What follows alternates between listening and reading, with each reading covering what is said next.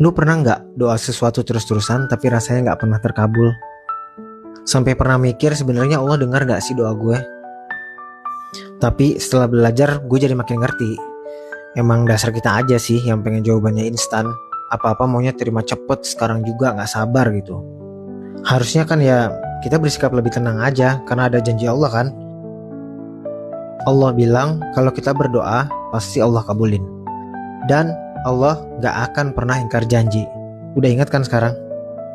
Nah cuma cara Allah ngabulin doa itu bisa beda. Kadang dikasih langsung, kadang ditunda karena bisa jadi gak baik buat kita kalau dikabulin sekarang.